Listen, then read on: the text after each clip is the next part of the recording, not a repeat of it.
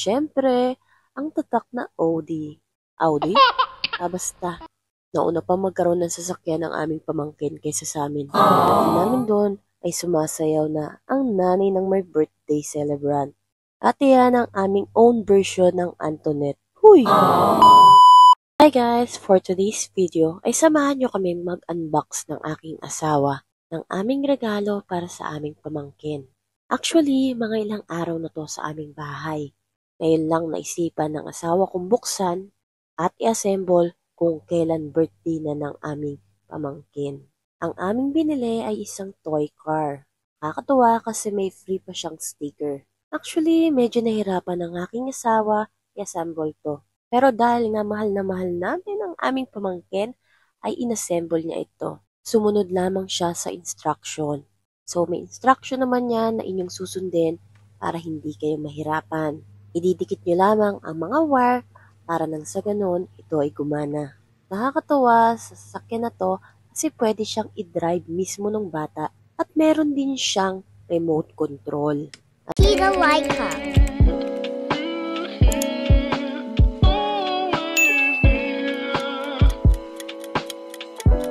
Meron din siyang mga iba't ibang sounds at mga children's songs.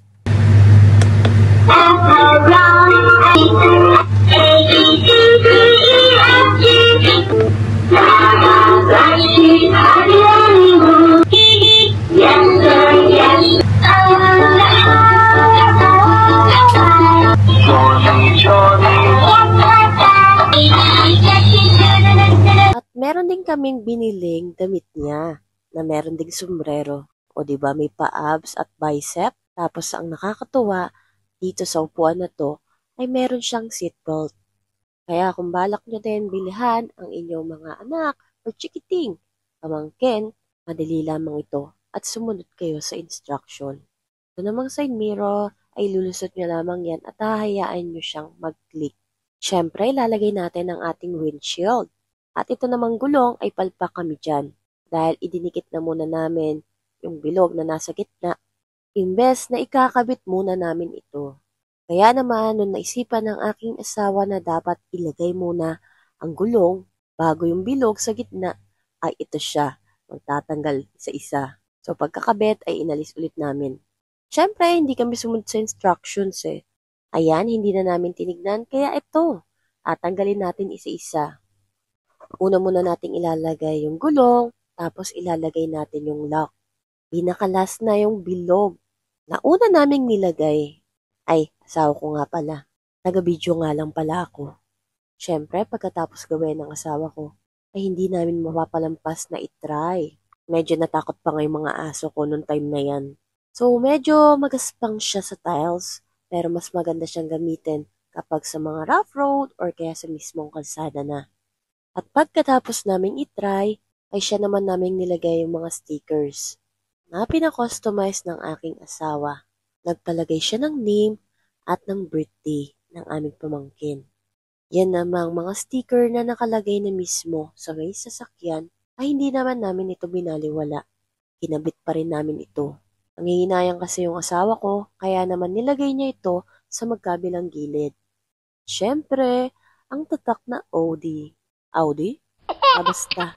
Nauna pa magkaroon ng sasakyan ng aming pamangkin kaysa sa amin. Alam niyo, nakakatuwa kasi yung mga bagay na akala namin hindi namin kayang bilhin para sa aming mga pamangkin ay nakakaya na naming iregalo. Alam mo yun, kagalakan at kasiyahan na bilang mga tita ang mapasaya ang aming mga pamangkin. Today is first birthday and christening ng aming pamangkin na si Paul. Dapat ay magmumotor kami mag-asawa pero medyo nahihirapan nga lang siya kapag dala-dala ko to dahil medyo malaki. Kaya naman nag-tricycle na lamang ako papunta doon. So gabi ginanap ang birthday at binyag. At dito ginanap yon sa Jollibee. Alam mo yon, kahit sino atang bata gusto mag-birthday sa ganito, di ba? Nang pagkakita ng mga bata sa sasakyan ay tuwa na sila at sila'y sumakay. Sakto nga pagkarating namin doon ay sumasayaw na ang nanay ng may birthday celebrant. At yan ang aming own version ng Antoinette. Huy! Senyorita, palakpakan naman!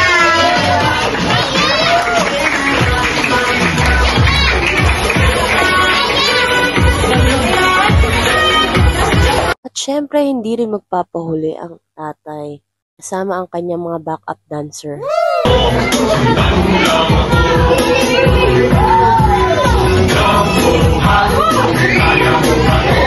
Mabuti na nga lang at hindi pa kami masyadong late.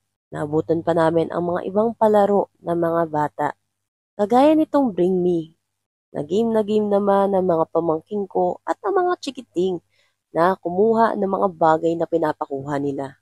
Pagkatapos noon ay iniisigan pa namin ng aking mga pamangkin na mag-photo booth. Game naman din ng mga chikiting. Pagkatapos namin mag-photo booth ay saktong dating naman ang pagkain. Pumunta lang kami sa isang gilid at inantay namin matapos yung print. Pagkakuha namin noon ay dumiretso na kami sa aming lamesa. Nakakuha ko ng souvenir na baso. Halos sa bahay namin ay may mga personalized na baso na rin kami galing sa aking mga inaanak. Grabe, hindi favorite ng mga pamangkin ko ang Jollibee. Ang dami nilang nakain.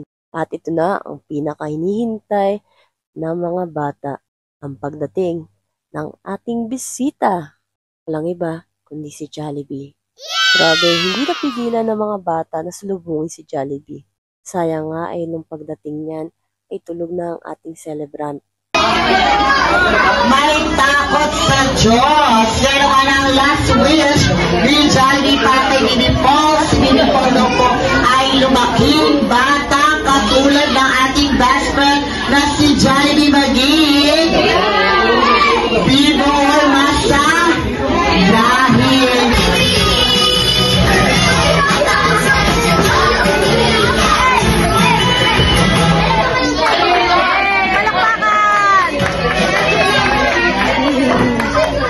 Sayang at tulog na ang ating birthday celebrant. Hindi namin nakita ang reaksyon niya. Gusto namin makita kung anong reaksyon niya pag nakita niya ang mascot na si Jollibee. Grabe, nag-enjoy ang mga bata sa birthday at binyag ni Paulino. Happy birthday anak. Sana ay lumaki kang malusog at may takot sa Diyos. We love you, Paul. Hayaan mo, pag 7 years old mo na, babawiin ka na namin. Itong baby kasi na to, pag hiniram mo talaga siya, walang sawang tumawa, walang sawang bumangis-ngis, kaya naman aliw na aliw kaming mag-asawa. Kaya Lord, sana sa birthday ko, kahit isa lang na anak, na ganyan ka-cute at kakulit, may bigay mo sa aming mag-asawa. Grabe na ang saya ko. maraming salamat sa mga pumunta! Yay!